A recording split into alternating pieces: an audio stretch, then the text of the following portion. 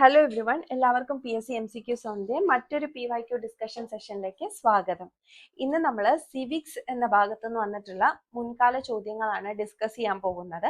എല്ലാ ക്വസ്റ്റ്യൻസും degree level questions ആണ്. അപ്പൊ നിങ്ങൾ ഓരോ ക്വസ്റ്റ്യനും പോസ് ചെയ്ത് നിർത്തി ആൻസർ ചെയ്യാനായിട്ട് ശ്രമിക്കുക. അതിനുശേഷം മാത്രം ആൻസേഴ്സ് കൊടുത്തിട്ടുള്ള ഭാഗത്തേക്ക് പോയാൽ മതി. ഫസ്റ്റ് ക്വസ്റ്റ്യൻ ഇതാണ്: which of the following legislations is മെന്റ് four SC or ST? SC അല്ലെങ്കിൽ ST വിഭാഗങ്ങൾക്ക് വേണ്ടി നിർമ്മിക്കപ്പെട്ട നിയമങ്ങൾ താഴെ കൊടുത്തിരിക്കുന്നവയിൽ ഏതെല്ലാമാണ്? A. Scheduled caste and scheduled tribes prevention of atrocities act 1989. B. Forest rights act 2006. C. Protection of civil rights act 1955. D. all of the above. അപ്പൊ first act എടുത്തേ, scheduled caste and scheduled tribes prevention of atrocities act. അപ്പൊ ഈ ആക്ടിൽ തന്നെ പറയുന്നുണ്ട് SC and ST വിഭാഗത്തിൽപ്പെട്ടവർക്ക് വേണ്ടിയിട്ടുള്ളതാണ്. അപ്പൊ option A correct ആണ്. ഇനി ബി, ഫോറസ്റ്റ് റൈറ്റ്സ് ആക്ട് 2006. ഫോറസ്റ്റിലെ റൈറ്റ്സ് ആണ് പറയുന്നത്. ഫോറസ്റ്റ് റൈറ്റ്സ് ആരായിരിക്കും? ഫോറസ്റ്റിൽ ജീവിക്കുന്നവർക്ക് ഫോറസ്റ്റിലുള്ള റൈറ്റ്സിന്റെ കാര്യമാണ് പറയുന്നത്. അപ്പൊ ST വിഭാഗങ്ങൾ അതിൽ ഉൾപ്പെടുത്തില്ലേ? ട്രൈബൽ വിഭാഗങ്ങൾ ഉൾപ്പെടും. അപ്പൊ ഫോറസ്റ്റ് റൈറ്റ് ആക്ടും ഉൾപ്പെടും. അപ്പൊ രണ്ടെണ്ണം കിട്ടിക്കഴിഞ്ഞാൽ പിന്നെ option all of the above ആയിരിക്കുമല്ലോ. അപ്പൊ answer option D, all of the above ആണ്. ഓക്കെ, നമ്മുടെ answer option D, all of the above ആണ്.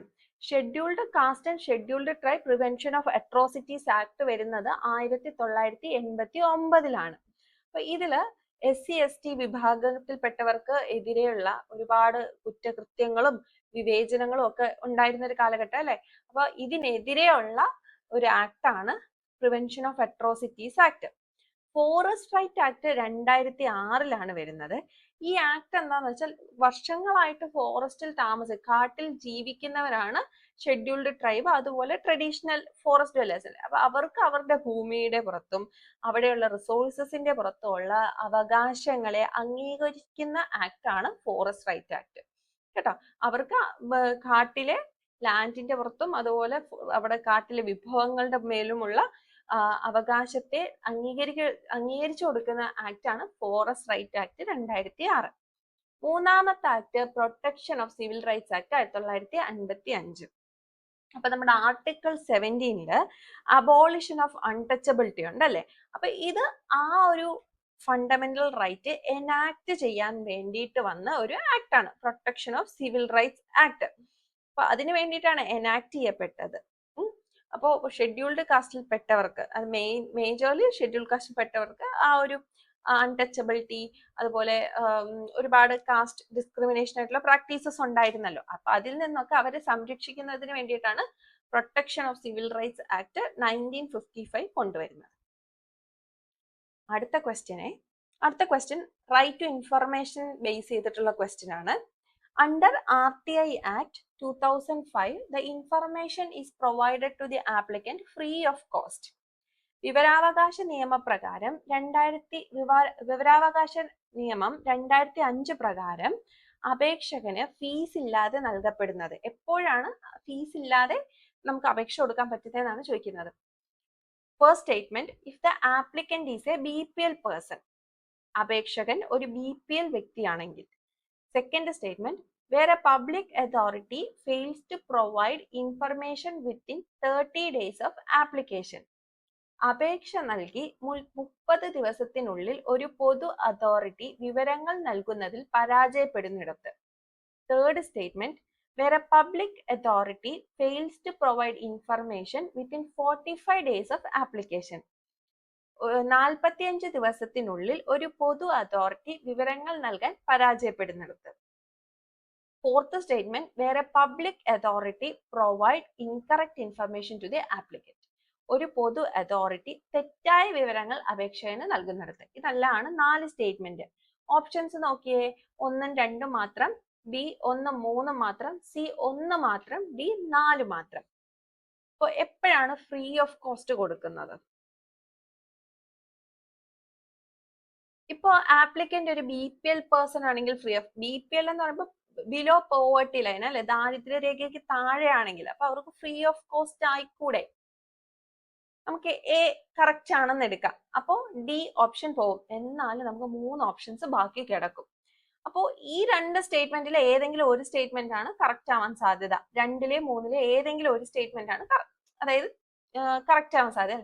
ഒന്നില്ലെങ്കിൽ 30 ദിവസത്തിനുള്ളിൽ കൊടുത്തില്ലെങ്കിൽ, അല്ലെങ്കിൽ 45 ദിവസത്തിനുള്ളിൽ കൊടുത്തില്ലെങ്കിൽ. അപ്പൊ ഏതായിരിക്കും കറക്റ്റ്? നമുക്ക് ആൻസർ നോക്കാം. നിങ്ങൾ ആൻസർ കിട്ടിയെന്ന് വിചാരിക്കുന്നു. Answer option A 1 and 2 only ആണ്. അതായത് 30 ദിവസത്തിനുള്ളിൽ അപേക്ഷകന് ഇൻഫർമേഷൻ കൊടുത്തില്ലെങ്കിൽ അയാൾക്ക് അപേക്ഷാ ഫീസ് ഫ്രീ ആയിരിക്കും. ഓക്കെ, അപേക്ഷാ ഫീസ് 0 ആയിരിക്കും. അയാൾക്ക് പോകും. അപ്പൊ BPL സെക്ഷൻ 7 ക്ലോസ് 5-ലാണ്, സബ് ക്ലോസ് 5-ലാണ് പറയുന്നത്. സെക്ഷൻ 5 സബ് ക്ലോസ് 5-ലാണ് പറയുന്നത്. അതായത് BPL ദാരിദ്ര്യരേഖയ്ക്ക് താഴെയുള്ള വ്യക്തികളിൽ നിന്നും ഒരു ഫീസും RTI വിവരാവകാശത്തിന് ഫീസ് ഈടാക്കേണ്ടതില്ല എന്ന് പറയുന്നത് സെക്ഷൻ 7 സബ് ക്ലോസ് 5-ലാണ് കേട്ടോ. ഇനി സ്റ്റേറ്റ്മെന്റ് 2 കറക്റ്റ് ആണ്. സെക്ഷൻ 7 സബ് ക്ലോസ് 6-ല് സെക്ഷൻ 7 സബ് ക്ലോസ് 6-ല് പറയുന്നുണ്ട്, ഒരു പബ്ലിക് അതോറിറ്റി 30 ദിവസത്തിനുള്ളിൽ ആ ഇൻഫർമേഷൻ കൊടുത്തില്ല എന്നുണ്ടെങ്കിൽ അവിടെയും കോസ്റ്റ് ഓഫ് സർവീസ് 0 ആയിരിക്കും. മൂന്നാമത്തെ സ്റ്റേറ്റ്മെന്റ് എന്താ പറയുന്നത്? ഇൻകറക്റ്റ് ആണ്. 40 ദിവസം എന്നാണ് പറയുന്നത് അല്ലെ? പക്ഷെ അത് തെറ്റാണ്. നമ്മുടെ സ്റ്റാൻഡേർഡ് ടൈം, അതായത് ഇൻഫർമേഷൻ വിവരാവകാശ നിയമപ്രകാരം കൊടുക്കാനുള്ള സ്റ്റാൻഡേർഡ് ടൈം എന്ന് പറയുന്നത് 30 ദിവസമാണ്. ഇപ്പോ assistant PIO, assistant public information officer ആണെങ്കിൽ അദ്ദേഹത്തിന് 35 ദിവസം എടുക്കാം. പിന്നെ എന്തെങ്കിലും തേർഡ് പാർട്ടി ഇൻഫോയ്ക്ക് വേണ്ടിയിട്ടാണ് അപേക്ഷ സമർപ്പിക്കുന്നതെങ്കിൽ അതിന് 40 ദിവസം എടുക്കാം. പക്ഷെ ഒരു സ്റ്റാൻഡേർഡ് ടൈം എന്ന് പറയുന്നത് 30 ദിവസമാണ്. എന്തൊക്കെ പറഞ്ഞാലും 45 ഡേയ്സ് ഒന്നും സമയമില്ല. ഇനി സ്റ്റേറ്റ്മെന്റ് 4 ഇൻകറക്റ്റ് ആവുന്ന എന്തുകൊണ്ടാ? തെറ്റായിട്ടുള്ള ഇൻഫർമേഷൻ കൊടുത്തു കഴിഞ്ഞാൽ ആ പ്രൊവൈഡ് ചെയ്യുന്ന ആരാണോ അദ്ദേഹത്തിനാണ് പെനാൽറ്റി വരുന്നത്. ഓക്കെ, അപ്പൊ ആരാണോ ഇൻകറക്റ്റ് ഇൻഫർമേഷൻ കൊടുക്കുന്നത് അവർക്ക് പെനാൽറ്റി വരികയാണ് ചെയ്യുന്നത്. പക്ഷെ ആപ്ലിക്കന്റിന് ഫ്രീ ഓഫ് കോസ്റ്റ് ആയിട്ട് മാറുന്നില്ല കേട്ടോ. ആപ്ലിക്കന്റിന് ഫീസ് കൊടുക്കേണ്ടി വരും, പക്ഷെ ആ ഇൻഫർമേഷൻ കൊടുത്ത വ്യക്തിക്കായിരിക്കും പെനാൽറ്റി വരുന്നത്. Next question, who is the first chairperson of Lokpal? ലോക്പാലിന്റെ ആദ്യ അധ്യക്ഷൻ ആരാണ്? A justice AM Khanwilkar, B justice Pinaki Chandra Ghose, C justice Sanjay Yadav, D justice Cyriac Joseph. ഇതൊരു വളരെ സ്റ്റാറ്റിക് ആയിട്ടുള്ള question. First chairperson of Lokpal ഒരിക്കലും മാറില്ല. ആരാണ്? ജസ്റ്റിസ് പിനാക്കി ചന്ദ്രഘോഷ് ആണ്, PC ഘോഷ്. അപ്പൊ ജസ്റ്റിസ് പിനാക്കി ചന്ദ്രഘോഷ് ആണ് നമ്മുടെ ലോക്പാലിന്റെ first chairperson. Justice Pinaki Chandra Ghose. ഇദ്ദേഹം ലോക്പാലിന്റെ ആദ്യത്തെ ചെയർമാനായി അപ്പോയിന്റ് ചെയ്യപ്പെട്ടത് മാർച്ച് 19, 2019-ലാണ്. First chairperson of the Lokpal on March 19, 2009. Lokpal എന്താണ്? ഇന്ത്യയുടെ ആന്റി കറപ്ഷൻ ഓംബുഡ്സ്മാൻ ആണ്. ആന്റി കറപ്ഷൻ എന്ന് പറഞ്ഞാൽ എന്താ? കൈക്കൂലി എവിടെയൊക്കെ ഏതൊക്കെ ഗവൺമെന്റ് സിസ്റ്റംസിൽ കൈക്കൂലി ഉണ്ട് അതൊക്കെ കണ്ടുപിടിച്ച് അവർക്കെതിരെ ആക്ഷൻ എടുക്കാനുള്ള ഒരു ഏജൻസിയാണ് ലോക്പാൽ എന്ന് പറയുന്നത്. അപ്പോൾ 2013 ലോക്പാൽ ആൻഡ് ലോകായുക്ത ആക്ട് വരുന്നുണ്ട്. അപ്പൊ ഈ ആക്ട് മുഖേനയാണ് ലോക്പാലും ലോകായുക്താസും ഒക്കെ നിയമിതരാകുന്നത്. അപ്പൊ ഇതിനകത്ത് നമ്മുടെ ലോക്പാലില് ഒരു ചെയർപേഴ്സണും അപ് ടു 8 മെമ്പേഴ്സ് വരെ ആവാം. ഒരു ചെയർപേഴ്സണും 8 മെമ്പേഴ്സ് വരെ ആവാം. അപ്പൊ ഒരുപാട് കൈക്കൂലി ആരോപണങ്ങൾ വരുമല്ലേ പബ്ലിക് ഫംഗ്ഷണറീസിനെതിരെ, ഓഫീസേഴ്സിനെതിരെ. അപ്പൊ അതൊക്കെ അന്വേഷിക്കുക, അതിനകത്ത് എന്തെങ്കിലും സത്യം ഉണ്ടോ എന്നൊക്കെ കണ്ടെത്തുക. ഇതൊക്കെയാണ് ദ മെയിൻ ഡ്യൂട്ടീസ്. അപ്പോ 1966 ഒരു അഡ്മിനിസ്ട്രേറ്റീവ് റിഫോംസ് കമ്മീഷൻ വരുന്നുണ്ട് 1966. അപ്പൊ ഇവരുടെ റിപ്പോർട്ടിലാണ് ഇവർ പറയുന്നത് നമുക്ക് സെന്ററിൽ ഒരു ലോക്പാലും സ്റ്റേറ്റ്സിൽ ലോകായുക്താസും വേണം. അപ്പൊ ആദ്യമായിട്ട് ലോക്പാൽ ആൻഡ് ലോകായുക്ത റെക്കമെൻഡേഷൻ വരുന്നത് ARC ആണ്. അപ്പൊ ലോക്പാലില് ഒരു ചെയർപേഴ്സൺ കാണും, മാക്സിമം 8 മെമ്പേഴ്സ് കാണും അല്ലെ. അതിന്റെ 50% ജുഡീഷ്യൽ മെമ്പേഴ്സ് ആയിരിക്കണം. അപ്പൊ ലോക്പാലിന് എങ്ങനെയാണ്? ഒരു ചെയർപേഴ്സൺ കാണും, നമുക്ക് മാക്സിമം 8 മെമ്പേഴ്സ് വരെ ലോക്പാലിൽ അപ്പോയിന്റ് ചെയ്യാം. അതിന്റെ 50% എന്തായിരിക്കും? ഒരു ജുഡീഷ്യൽ മെമ്പേഴ്സ് ആയിരിക്കും. അതുപോലെ തന്നെ ലോക്പാലിലെ 50% ഓഫ് മെമ്പേഴ്സ് എന്തും ആയിരിക്കണം? SC, ST, OBCs, minorities and women ഈ കാറ്റഗറിയിൽ പെട്ടവരായിരിക്കണം. SC, ST, OBCs, minorities and women ഈ കാറ്റഗറിയിൽ പെട്ടവരായിരിക്കണം. ലോകായുക്താസിനെ അപ്പോയിന്റ് ചെയ്യുന്നത് ഗവർണർ ആണ്. ഗവർണറിന് ചുമ്മാ അങ്ങ് അപ്പോയിന്റ് ചെയ്യാനായിട്ട് സാധിക്കില്ല. ഗവർണറിനെ അഡ്വൈസ് ചെയ്യുന്നത് ചീഫ് മിനിസ്റ്റർ ആണ്. ചീഫ് മിനിസ്റ്റർ ഇത് ചെയ്യുന്നതിന് മുമ്പ് എന്ത് ചെയ്യണം? ഹൈക്കോർട്ടില് ചീഫ് ജസ്റ്റിസുമായിട്ട് കൺസൾട്ട് ചെയ്യണം. ചീഫ് മിനിസ്റ്റർ ചെന്ന് ഹൈക്കോർട്ട് ചീഫ് ജസ്റ്റിസിനായിട്ട് കൺസൾട്ട് ചെയ്തിട്ട് അത് വന്ന് നമ്മുടെ ഗവർണറിനെ അഡ്വൈസ് ചെയ്യണം. അങ്ങനെയാണ് ലോകായുക്താസ് അപ്പോയിന്റഡ് ആവുന്നത്. ഇവരുടെ ടേം എന്ന് പറയുന്നത് 5 years ആണ്. സോ ഇവരുടെ ടേം ഓഫ് അപ്പോയിന്റ്മെന്റ് 5 years ആണ്. ആദ്യമായിട്ട് ലോകായുക്ത കൊണ്ടുവന്ന സ്റ്റേറ്റ് മഹാരാഷ്ട്രയാണ്. മഹാരാഷ്ട്ര 1971 മഹാരാഷ്ട്രയിലെ ആദ്യത്തെ ലോകായുക്ത വരുന്നത്. അപ്പൊ ഏറ്റവും സ്ട്രോങ്സ്റ്റ് ലോകായുക്ത, ശക്തമായ ലോകായുക്ത എന്ന് പറയുന്നത് കർണാടക ലോകായുക്തയാണ്. കർണാടക ലോകായുക്ത. കേരളത്തിലെ ലോകായുക്ത ഫോം ചെയ്തത് 1999 കേരള ലോകായുക്ത ആക്ട് പ്രകാരമാണ്. കേരള ലോകായുക്ത ആക്ട്. അപ്പൊ കേരളത്തിന്റെ ആദ്യ ലോകായുക്ത ജസ്റ്റിസ് PC ബാലകൃഷ്ണ മേനോനാണ്. കേരളത്തിന്റെ ആദ്യ ലോകായുക്ത ജസ്റ്റിസ് PC ബാലകൃഷ്ണ മേനോൻ. നിങ്ങൾ എന്ത് ചെയ്യണം? ഇപ്പോഴത്തെ കേരളത്തിന്റെ ലോകായുക്ത ആരാണെന്ന് കമന്റ് ബോക്സിൽ കമന്റ് ചെയ്യണം. ഓക്കെ, നമുക്ക് അടുത്ത ക്വസ്റ്റ്യൻ നോക്കാം. Consider the facts relating to central information commission. കേന്ദ്ര വിവരാവകാശ കമ്മീഷനുമായി ബന്ധപ്പെട്ട വസ്തുതകൾ പരിഗണിക്കുക. First statement, Shri Heeralal Samariya chief information commissioner. Shri Heeralal Samariya മുഖ്യ വിവരാവകാശ commissioner. 2. The Central Information Commission has been constituted with effect from 12th October 2005.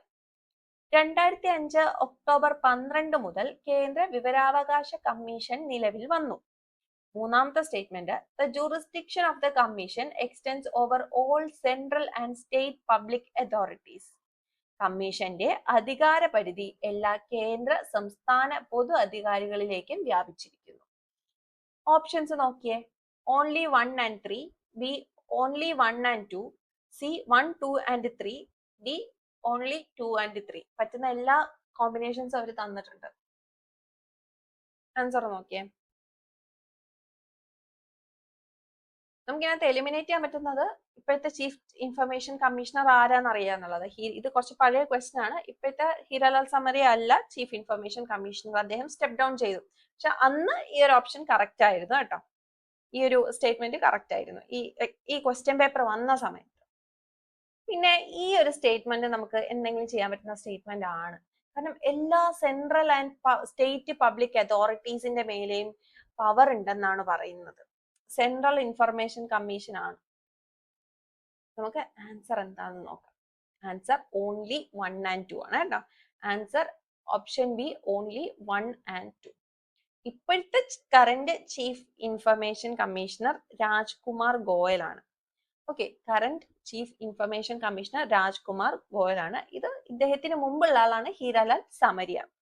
ഇന്ത്യയുടെ ആദ്യത്തെ ചീഫ് ഇൻഫർമേഷൻ കമ്മീഷണർ വജാഹത്ത് ഹബീബുള്ളയാണ്. വജാഹത്ത് ഹബീബുള്ള, അത് നോക്കി വെച്ചേക്കണം. ഫസ്റ്റും കറന്റും എന്തായാലും ചോദിക്കാൻ സാധ്യതയുള്ള ക്വസ്റ്റ്യൻസ് ആണ്. വജാഹത്ത് ഹബീബുള്ള. അപ്പൊ സെൻട്രൽ ഇൻഫർമേഷൻ കമ്മീഷൻ കോൺസ്റ്റിറ്റ്യൂട്ട് ചെയ്ത ഒരു എഫക്ട് ഫ്രം 12th October 2005 എന്ന സ്റ്റേറ്റ്മെന്റ് കറക്റ്റ് ആണ്. Under the provisions of right to information act 2005. ഇപ്പൊ വിവരാവകാശ നിയമം 2005 പ്രകാരം 2005 ഒക്ടോബർ 12 മുതലാണ് സെൻട്രൽ ഇൻഫർമേഷൻ കമ്മീഷൻ കോൺസ്റ്റിറ്റ്യൂട്ട് ചെയ്യപ്പെട്ടത്. ഓക്കെ, അപ്പൊ സെൻട്രൽ ഇൻഫർമേഷൻ കമ്മീഷനില് നമുക്ക് ഒരു ചീഫ് ഇൻഫർമേഷൻ കമ്മീഷണറും കൂടാതെ 10 ഇൻഫർമേഷൻ കമ്മീഷൻസ് വരെ ആവാം. ഒരു ചീഫും അദ്ദേഹത്തിന്റെ കൂടെ 10 ഇൻഫർമേഷൻ കമ്മീഷണേഴ്സും. അപ് ടു 10 ആണ്. അതിൽ കുറവ് വേണേലും നമുക്ക് ആവാനായിട്ട് സാധിക്കും. 1+10 ആണ്. അപ്പോൾ ഇവരൊക്കെ ആരാണ് നിയമിക്കുന്നത്? ചീഫ് ഇൻഫർമേഷൻ കമ്മീഷണറെയും അതുപോലെ ഇൻഫർമേഷൻ കമ്മീഷണേഴ്സിനെയൊക്കെ അപ്പോയിന്റ് ചെയ്യുന്നത് നമ്മുടെ പ്രസിഡന്റ് ആണ്. പ്രസിഡന്റ് ഓഫ് ഇന്ത്യ ആണ്. അപ്പൊ പ്രസിഡന്റ് ഓഫ് ഇന്ത്യ തോന്നിയ ഒരാളെ പിടിച്ച് ചെയ്യല്ല ചെയ്യുന്നത്. ഇതിനൊരു സെലക്ഷൻ കമ്മിറ്റി ഉണ്ട്. അപ്പൊ ഈ സെലക്ഷൻ കമ്മിറ്റിയിൽ ആരെയാണോ റെക്കമെൻഡ് ചെയ്യുന്നത് അവരെയാണ് പ്രസിഡന്റ് ഓഫ് ഇന്ത്യ അപ്പോയിന്റ് ചെയ്യുന്നത്. അപ്പൊ ഈ സെലക്ഷൻ കമ്മിറ്റിയിൽ ആരൊക്കെയല്ലേ നോക്കാം. Prime minister, leader of opposition in Lok Sabha, അതുപോലെ തന്നെ union cabinet minister nominated by prime minister. പ്രധാനമന്ത്രി, നമ്മുടെ ലോക്സഭയിലെ പ്രതിപക്ഷ നേതാവ്, അതുപോലെ പ്രധാനമന്ത്രി നാമനിർദ്ദേശം ചെയ്ത ഒരു യൂണിയൻ ക്യാബിനറ്റ് മിനിസ്റ്റർ. ഇത്രയും പേരാണ് സെലക്ഷൻ കമ്മിറ്റിയിൽ ഉള്ളത്. അതുപോലെ ഇവരുടെ ടേം എന്ന് പറയുന്നത് 3 വർഷമാണ് ഇവരുടെ ടേം, അല്ലെങ്കിൽ 65 വയസ്സാവുന്നവരെ. 3 വർഷം അല്ലെങ്കിൽ 65 വയസ്സ്. ഇവര് റീ അപ്പോയിന്റ്മെന്റിന് എലിജിബിൾ അല്ല. നമുക്ക് മൂന്നാമത്തെ സ്റ്റേറ്റ്മെന്റ് നോക്കണം അല്ലെ. മൂന്നാമത്തെ സ്റ്റേറ്റ്മെന്റ് ആണ് തെറ്റായിട്ട് പറയുന്നത്. It extends over all central and state public authorities എന്ന് പറയുന്നുണ്ട്. ഇവിടെ തെറ്റ് വരുന്നത് സ്റ്റേറ്റ് പബ്ലിക് അതോറിറ്റീസിന്റെ അവിടെയാണ്. സ്റ്റേറ്റ് ഈ ഒരു ടേം ആണ് തെറ്റുന്നത്. കാരണം സെൻട്രൽ ചീഫ് ഇൻഫർമേഷൻ കമ്മീഷണറിന്റെ ജൂറിസ്ഡിക്ഷൻ എന്ന് പറയുന്നത് സെൻട്രൽ പബ്ലിക് അതോറിറ്റീസിന്റെ മേലാണ്. സെൻട്രൽ പബ്ലിക് അതോറിറ്റീസിന്റെ മേലാണ്. ഓരോ സ്റ്റേറ്റിനും അവരുടേതായിട്ടുള്ള സ്റ്റേറ്റ് ഇൻഫർമേഷൻ കമ്മീഷൻ ഉണ്ട്, സ്റ്റേറ്റ് പബ്ലിക് അതോറിറ്റീസിന്റെ കാര്യങ്ങൾ ഹാൻഡിൽ ചെയ്യാനായിട്ട്. ആ ഒരു സ്റ്റേറ്റ്മെന്റ് ആണ് തെറ്റ്. ഇപ്പൊ കേരളത്തിന്റെ ഇപ്പോഴത്തെ state chief information commissioner V ഹരിനായരാണ്. ഓർത്തു കേട്ടോ, വി ഹരിനായർ. അടുത്ത ചോദ്യം, consider special officer for linguistic minorities and choose the right answer from below. ഭാഷാ ന്യൂനപക്ഷങ്ങൾക്കുള്ള പ്രത്യേക ഓഫീസർ പരിഗണിക്കുക. താഴെ തന്നിരിക്കുന്നവയിൽ നിന്ന് ശരിയായ ഉത്തരം തിരഞ്ഞെടുക്കുക. First option, this is A statutory body.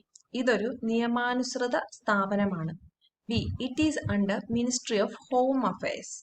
ഇത് ആഭ്യന്തര മന്ത്രാലയത്തിന് കീഴിലാണ്. C, constitution has been defined linguistic minorities. ഭരണഘടന ഭാഷാ ന്യൂനപക്ഷങ്ങളെ നിർവചിച്ചിരിക്കുന്നു. D, recommended by the State Reorganization Commission 1956. സംസ്ഥാന പുനഃസംഘടനാ കമ്മീഷൻ 1956 ശുപാർശ ചെയ്തത്. ഇത്രയാണ്. അപ്പൊ ഇതിനകത്ത് special officer for linguistic minorities അങ്ങനെ ഒരു പദവിയുണ്ട്. അപ്പൊ അതിനെക്കുറിച്ച് ഏതാണ് കറക്റ്റ് സ്റ്റേറ്റ്മെന്റ്? അപ്പൊ നമുക്ക് ആദ്യം നോക്കാൻ പറ്റുന്ന ബി ഓപ്ഷൻ ആണല്ലേ. ഇത് ഹോം അഫയേഴ്സിന്റെ, മൈനോറിറ്റി അഫയേഴ്സ് ഒക്കെ വേറെ ഒരു ഡിപ്പാർട്ട്മെന്റ് അല്ലേ, ഹോം അഫയേഴ്സിനകത്ത് വരുമോ? ഒന്ന് ആലോചിച്ച് നോക്കിയേ. ഇത് നമുക്ക് എലിമിനേറ്റ് ചെയ്യാം. അതുപോലെ കോൺസ്റ്റിറ്റ്യൂഷൻ എന്തെങ്കിലും അവിടെ ഡിഫൈൻ ചെയ്തിട്ടുണ്ടെന്ന് പറഞ്ഞിരുന്നെങ്കിൽ നിങ്ങൾ വീണ്ടും ഒന്ന് ആലോചിക്കണം, കോൺസ്റ്റിറ്റ്യൂഷൻ ഡിഫൈൻ ചെയ്തിട്ടുണ്ടോ. കാരണം ചിലപ്പോൾ കോൺസ്റ്റിറ്റ്യൂഷൻ ഡിഫൈൻ ചെയ്യാത്തൊരു കാര്യമായിരിക്കും ഇവര് ഡിഫൈൻ ചെയ്തു എന്ന് പറഞ്ഞ് തരുന്നത്. അപ്പോൾ ഡിഫൈൻ ചെയ്യാത്ത കാര്യങ്ങളുടെ ഒരു ലിസ്റ്റ് ഉണ്ട്, അതൊന്ന് നോക്കിയേക്കാം കേട്ടോ. വയലേഷൻ ഓഫ് കോൺസ്റ്റിറ്റ്യൂഷൻ എന്താണെന്ന് ഡിഫൈൻ ചെയ്തിട്ടില്ല, ലിംഗ്വിസ്റ്റിക് മൈനോറിറ്റീസ് എന്താണെന്ന് കോൺസ്റ്റിറ്റ്യൂഷൻ ഡിഫൈൻ ചെയ്തിട്ടില്ല. ഓക്കെ, അപ്പൊ ഈ ഒരു സ്റ്റേറ്റ്മെന്റ് തെറ്റാ. ഇനി എയും ഡിയും. സ്റ്റാറ്റ്യൂട്ടറി ബോഡി എന്ന് പറഞ്ഞാൽ എന്താ? ഒരു നിയമം മൂലം സ്ഥാപിതമായ ഒരു നിയമാനുസൃത സ്ഥാപനമാണ് സ്പെഷ്യൽ ഓഫീസർ എന്നാണ് പറയുന്നത്. ലിംഗ്വിസ്റ്റിക് മൈനോറിറ്റി അല്ലെങ്കിൽ സ്റ്റേറ്റ് റീഓർഗനൈസേഷൻ കമ്മീഷന്റെ റെക്കമെൻഡേഷന് പുറത്ത് വന്നതാണ്. അത് ഏത് സ്റ്റേറ്റ്മെന്റാ ശരിയാവാൻ സാധ്യതയുള്ളത്? ആൻസർ നോക്കാം. ആൻസർ ഓപ്ഷൻ ഡി ആണ്. D, recommended by state reorganisation commission 1956. അപ്പോ സ്റ്റേറ്റ് റീഓർഗനൈസേഷൻ കമ്മീഷൻ 1956 എന്താ പറഞ്ഞത്? ഇന്ത്യയിൽ സംസ്ഥാന രൂപീകരണം നടത്തണം. അത് ഭാഷാടിസ്ഥാനത്തിൽ വേണം രൂപീകരണം നടത്താനായിട്ട്. അപ്പോ സ്റ്റേറ്റ് ഓർഗനൈസേഷൻ കമ്മീഷന്റെ ഒരു ഇമ്പോർട്ടന്റ് റെക്കമെൻഡേഷൻ ആയിരുന്നു ലിംഗ്വിസ്റ്റിക് മൈനോറിറ്റീസിന്റെ, അതായത് ഭാഷാ ന്യൂനപക്ഷങ്ങളുടെ അവകാശങ്ങൾ സംരക്ഷിക്കാൻ വേണ്ടിയിട്ട് ഇങ്ങനൊരു സ്പെഷ്യൽ ഓഫീസർ പദവി കൊണ്ടുവരണം എന്നുള്ളത്. ഇങ്ങനെയാണ് state organisation commission special officer for linguistic minorities രൂപപ്പെടുന്നത്. 7th കോൺസ്റ്റിറ്റ്യൂഷണൽ അമെൻഡ്മെന്റ് വരുന്നു 1956. അതിനകത്ത് ആർട്ടിക്കിൾ 350 ബിയിലാണ് ഇത് പറയുന്നത്. Article 350 B part 17 of the constitution. Part 17 of the constitution. അപ്പൊ അതിനകത്ത് പറയുന്നത് എന്താണ്? He or she shall be appointed by the president. President ആണ് സ്പെഷ്യൽ ഓഫീസർ ഫോർ ലിംഗ്വിസ്റ്റിക് മൈനോറിറ്റീസിനെ അപ്പോയിന്റ് ചെയ്യുന്നത്. അതുപോലെ തന്നെ ഈ സ്പെഷ്യൽ ഓഫീസറുടെ ഡ്യൂട്ടി എന്താണ്? ലിംഗ്വിസ്റ്റിക് മൈനോറിറ്റിന്റെ അവകാശങ്ങളെ പ്രൊട്ടക്ട് ചെയ്യുക. ഇനി അതിനെതിരെ എന്തെങ്കിലും പ്രശ്നങ്ങളുണ്ടായാൽ അതൊക്കെ ഇൻവെസ്റ്റിഗേറ്റ് ചെയ്യുക. ഇതൊക്കെയാണ് ഇദ്ദേഹത്തിന്റെ ഡ്യൂട്ടീസ്. പിന്നെ കോൺസ്റ്റിറ്റ്യൂഷണൽ ബോഡി നമ്മൾ ആദ്യം പറഞ്ഞു സ്റ്റാറ്റ്യൂട്ടറി ബോഡി ആണെന്നല്ലേ, അത് തെറ്റാണ്.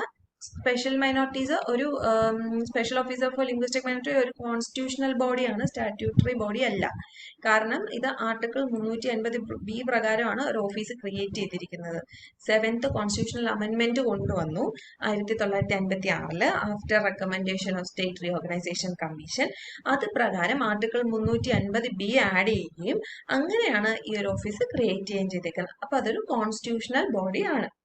പിന്നെ ബി എന്താ തെറ്റാൻ? Minority affairs. അപ്പൊ ഹോം അഫയേഴ്സിന്റെ കീഴിലല്ല ഉള്ളത്, മൈനോറിറ്റി അഫയേഴ്സിന്റെ കീഴിലാണ് സ്പെഷ്യൽ ഓഫീസർ വരുന്നത്. ഇത് ഹോം അഫയേഴ്സിന്റെ കീഴിലായിരുന്നു ആദ്യം, അത് പിന്നീട് 2006 ട്രാൻസ്ഫർ ചെയ്യുന്നതാണ്. അപ്പൊ മൈനോറിറ്റി അഫയേഴ്സ് എന്ന് പറയുന്ന ഒരു ഡിപ്പാർട്ട്മെന്റ് ഉണ്ട്. അപ്പൊ നമുക്ക് വേറെ എങ്ങോട്ടും പോകേണ്ട കാര്യമില്ല, മൈനോറിറ്റി അഫയേഴ്സ് തന്നെ നോക്കിക്കോളും. പിന്നെ കോൺസ്റ്റിറ്റ്യൂഷൻ ലിംഗ്വിസ്റ്റിക് മൈനോറിറ്റീസ് എന്നുള്ള ടേം ഡിഫൈൻ ചെയ്യുന്നില്ല. ഇത്രയാണ് ഈ ക്വസ്റ്റ്യൻ നമുക്ക് ഡിസ്കസ് ചെയ്യാനുള്ളത്.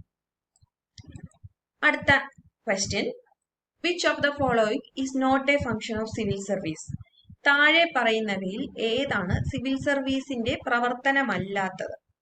Option A, implementation of government policies, ഗവൺമെന്റിന്റെ നയങ്ങൾ നടപ്പിലാക്കൽ. ബി, ഡെലഗേറ്റഡ് ലെജിസ്ലേഷൻ, നിയുക്ത നിയമനിർമ്മാണം. C, mobilise opposition to the government, ഗവൺമെന്റിനെതിരായ എതിർപ്പ് സമാഹരിക്കുക. D, carrying out the social services, സാമൂഹിക സേവനങ്ങൾ നിർവഹിക്കുന്നു. ഇത് വളരെ എളുപ്പമുള്ളൊരു ചോദ്യമല്ലേ? സിവിൽ സർവീസിന്റെ ഫംഗ്ഷൻ അല്ലാത്തത് ഏത്? ഒന്നാലോചിച്ച് നോക്കിയേ. ഗവൺമെന്റിന്റെ പോളിസീസ് നടപ്പിലാക്കുക എന്നുള്ളതല്ലേ അവരുടെ മെയിൻ ഫംഗ്ഷൻ? ആണ്. ഡെലിഗേറ്റഡ് ലെജിസ്ലേഷൻ ഇല്ലേ? ഉണ്ട്. മൂന്നാമത്തെ ഒന്ന് ആലോചിച്ച് നോക്കിയേ. ഗവൺമെന്റിനെതിരെ മൊബിലൈസ് ചെയ്യാൻ പാടും ഓപ്പോസിഷൻ, സിവിൽ സർവീസ്. ഏത് ഗവൺമെന്റ് ആണ് ഇപ്പൊ ഭരിക്കുന്നത് അവരുടെ കൂടെ നിന്ന് അവരുടെ ഭരണത്തെ അവർ സപ്പോർട്ട് ചെയ്യാണ് സിവിൽ സർവീസ് ചെയ്യേണ്ടത് അല്ലെ? അപ്പൊ ഈ ഒരു mobilise the opposition to the government എന്നുള്ളത് എന്താ? അതാണ് റോങ് പോയിന്റ്. അപ്പൊ ഇതിനകത്ത് കൂടുതൽ ചിന്തിക്കാനൊന്നും ഇല്ല. അവര് പൊളിറ്റിക്കലി ന്യൂട്രൽ ആവേണ്ട ആളുകളാണ്. ഓക്കെ, പൊളിറ്റിക്കലി ന്യൂട്രൽ ആയിട്ട് ഏത് ബ്രാഞ്ച് ആണോ ഏത് ഗവൺമെന്റ് ആണോ അപ്പൊ ഭരിക്കുന്നത് അവരുടെ എക്സിക്യൂട്ടീവ് ബ്രാഞ്ച് ആയിട്ട് ഇരുന്നുകൊണ്ട് അവരുടെ ഭരണം സുഗമമാക്കി കൊടുക്കുക. അതാണ് സിവിൽ സർവീസിന് ചെയ്യാൻ പറ്റുന്നത്. അടുത്ത question, the condition of service of all India service are determined by A, President of India, B, Constitution of India, C, Parliament of India, D, UPSC, Union Public Service Commission. അതായത് ഈ all India service ഉൾപ്പെട്ടവരുടെ conditions of service അത് ആരാണ് നിശ്ചയിക്കുന്നത്? President ആണോ, constitution ആണോ, parliament ആണോ, UPSC ആണോ? കണ്ടീഷൻസും കാര്യങ്ങളൊക്കെ ആരാ ഡിറ്റർമൈൻ ചെയ്യുന്നത്? പാർലമെന്റ് ആണ് കേട്ടോ. പാർലമെന്റ് ആണ് ഇത് ചെയ്യുന്നത്. പാർലമെന്റ് ലോസ് വഴിയാണ് ഇത് ചെയ്യുന്നത്. ആർട്ടിക്കിൾ 312 പാർലമെന്റിന് ഈ ഒരു പവർ കൊടുത്തിരിക്കുന്നത്. അതായത് ഇവരുടെ റിക്രൂട്ട്മെന്റ്, അതുപോലെ service of condition of services ഇതെല്ലാം റെഗുലേറ്റ് ചെയ്യാനുള്ള ഇതാണ്. പക്ഷെ റിക്രൂട്ട്മെന്റ് നടത്തുന്നത് UPSC ആണ്, യൂണിയൻ പബ്ലിക് സർവീസ് കമ്മീഷൻ ആണ്. പക്ഷെ ഇതൊക്കെ റെഗുലേറ്റ് ചെയ്യാനുള്ള പവർ ആരുടെയിലുണ്ട്? പാർലമെന്റിന്റെ കയ്യിലുണ്ട്. ആർട്ടിക്കിൾ 312. ആർട്ടിക്കിൾ 123 എന്താണെന്നും ആർട്ടിക്കിൾ 213 എന്താണെന്നും നിങ്ങൾ കമന്റ് ചെയ്യണേ. Article 123, article 213. ഓക്കെ, ആർട്ടിക്കിൾ 312 പക്ഷെ പാർലമെന്റിന് ഓൾ ഇന്ത്യ സർവീസസിന്റെ റിക്രൂട്ട്മെന്റും അതുപോലെ കണ്ടീഷൻ ഓഫ് സർവീസസും റെഗുലേറ്റ് ചെയ്യാനുള്ള പവറാണ്. അപ്പൊ ഓൾ ഇന്ത്യ സർവീസ് എന്ന് പറയുമ്പോൾ അതിനകത്ത് 3 സർവീസസ് ആണ് വരുന്നത്. IAS, Indian administrative service. 2, IPS, Indian police service. പിന്നെ IFOS, ഇന്ത്യൻ ഫോറസ്റ്റ് സർവീസ് ആണ്. ഈ 3 സർവീസസ് ആണ് ഓൾ ഇന്ത്യ സർവീസിൽ വരുന്നത്.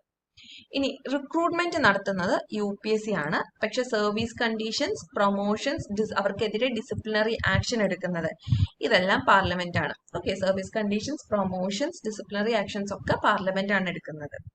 അപ്പോ ആർട്ടിക്കിൾ 312 പ്രകാരം രാജ്യസഭയ്ക്ക് എന്ത് ചെയ്യാം? പുതിയ ഓൾ ഇന്ത്യ സർവീസസ് ക്രിയേറ്റ് ചെയ്യാനായിട്ട് ഒരു റെസൊല്യൂഷൻ പാസ്സാക്കി എടുക്കാം. അതിന് 2/3 മെജോറിറ്റി ആണ് ആവശ്യം. അത് പിന്നീട് ലോക്സഭ അംഗീകരിച്ച് പുതിയ സർവീസ് ക്രിയേറ്റഡ് ആവും. അപ്പോൾ രാജ്യസഭയ്ക്കാണ് ഒരു പുതിയ ഓൾ ഇന്ത്യ സർവീസ് ക്രിയേറ്റ് ചെയ്യാനുള്ള റെസൊല്യൂഷൻ ആദ്യം സ്റ്റാർട്ട് ചെയ്യാനായിട്ട് കഴിയുന്നത്. അത് 2/3 മെജോറിറ്റി അതിന് ആവശ്യമാണ്. ഇത് സെയിം ആർട്ടിക്കിൾ ആണ്, 312 ആണ് അതിന്റെ ആർട്ടിക്കിൾ. ക്ലിയർ അല്ലേ? നമുക്ക് അടുത്ത ചോദ്യം നോക്കാം. Which among the following is not a basic objective of creating all India services? താഴെ കൊടുത്തിരിക്കുന്നതിൽ ഓൾ ഇന്ത്യ സർവീസസിന്റെ അടിസ്ഥാന ലക്ഷ്യം അല്ലാത്തത് ഏതാണ്? 1. Maintenance of law and order. Law and order നിലനിർത്തുക.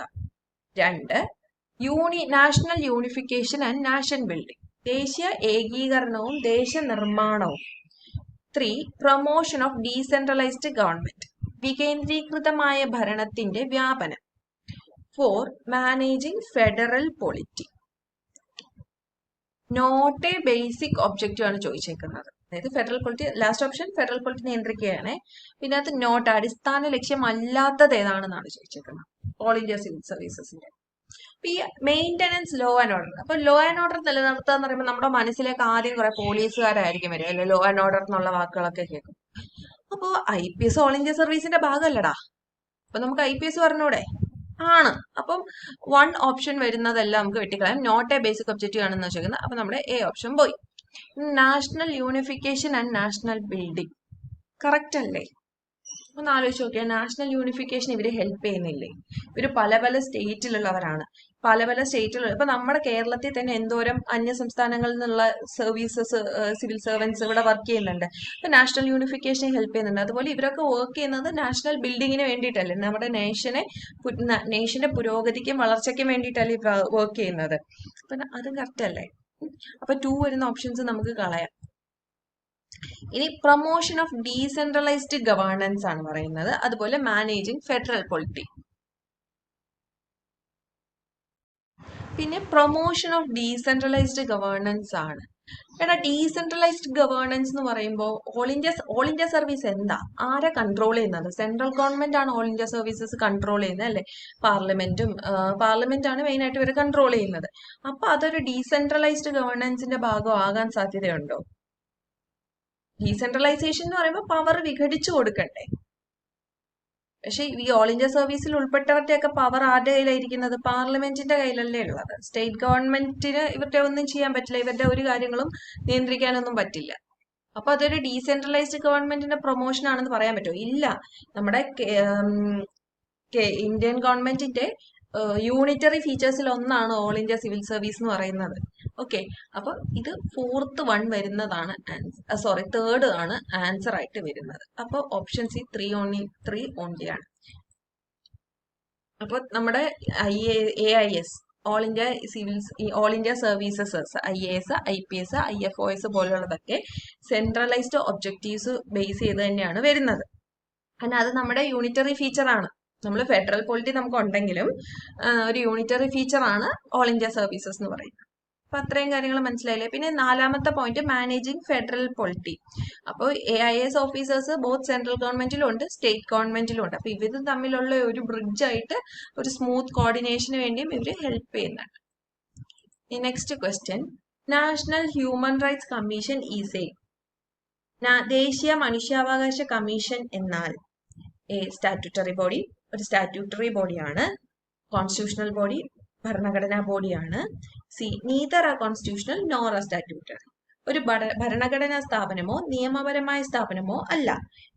എക്സ്ട്രാ കോൺസ്റ്റിറ്റ്യൂഷണൽ ബോഡി, അധിക ഭരണഘടനാ ബോഡിയാണ്. ഇതിനകത്ത് ഏതാ വരുന്നത്? നാഷണൽ ഹ്യൂമൻ റൈറ്റ്സ് കമ്മീഷന്റെ വളരെ ബേസിക് ആയിട്ടുള്ള ഒരു ക്വസ്റ്റ്യൻ ആണ്. ഏതാടാ? സ്റ്റാറ്റ്യൂട്ടറി ബോഡിയാണല്ലേ. നാഷണൽ ഹ്യൂമൻ റൈറ്റ്സ് കമ്മീഷൻ ഒരു സ്റ്റാറ്റ്യൂട്ടറി ബോഡിയാണ്.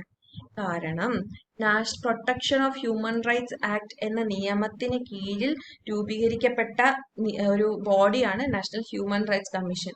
Protection of human rights act PHRA 1993 act വരുന്നു. ഈ ആക്ട് ബേസ് ചെയ്താണ് ഒക്ടോബർ 12, 1993 NHRC രൂപീകരിക്കപ്പെട്ടത്.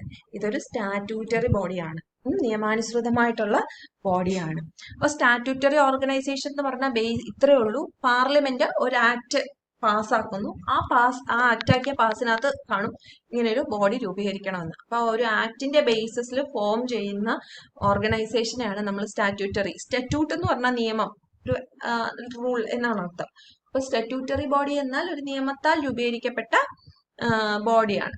അപ്പൊ NHRCയുടെ മെയിൻ പർപ്പസ് എന്താണെന്ന് വെച്ചാൽ നമ്മുടെ ഹ്യൂമൻ റൈറ്റ്സ് നമ്മുടെ ലൈഫ്, ലിബർട്ടി, ഈക്വാലിറ്റി, ഡിഗ്നിറ്റി പോലെയുള്ള വളരെ ഇമ്പോർട്ടന്റ് ആയിട്ടുള്ള വാല്യൂസ് കാത്തു സൂക്ഷിക്കുക. ഇവയൊക്കെയാണ് നമ്മുടെ ബേസിക് ഹ്യൂമൻ റൈറ്റ്സ് അല്ലെ. അപ്പൊ ഇതൊക്കെ പ്രൊട്ടക്ട് ചെയ്യുക, അത് പ്രൊട്ടക്ട് ചെയ്യാനുള്ള സംവിധാനങ്ങൾ ഒരുക്കുക എന്നുള്ളതാണ് മെയിൻ ഡ്യൂട്ടി. ഇനി ഇതിന്റെ കോമ്പോസിഷൻ എന്ന് പറയുമ്പോൾ ഒരു ചെയർമാനും അതിൻ്റെ കൂടെ 8 വേറെ മെമ്പേഴ്സ്, 8 അതർ മെമ്പേഴ്സ് കാണും. ഇതിനകത്ത് 4 പേര് ഫുൾ ടൈം മെമ്പേഴ്സ് ആയിരിക്കും കേട്ടോ. 4 ഫുൾ ടൈം മെമ്പേഴ്സ് കാണും, ബാക്കിയുള്ള 4 പേര് ഡീംഡ് മെമ്പേഴ്സ് ആയിരിക്കും. ഇവര് വേറെയും ഡ്യൂട്ടീസ് ഒക്കെ ഉള്ള ആളുകളായിരിക്കും 4 പേര്. അപ്പോൾ ഗൈസ്, ഇത്രയും ക്വസ്റ്റ്യൻസ് ആണ് നമ്മൾ ഈ ഡിസ്കഷനിൽ ഡിസ്കസ് ചെയ്തത്. നാളെ എക്സാം എഴുതാൻ പോകുന്നവർക്ക് എല്ലാവർക്കും ഒരു വലിയ ഓൾ ദി ബെസ്റ്റ്. എല്ലാവരും കോൺഫിഡൻ്റ് ആയിട്ട് പോയി എക്സാം എഴുതിയിട്ടുണ്ട്. So thank you guys. നമുക്ക്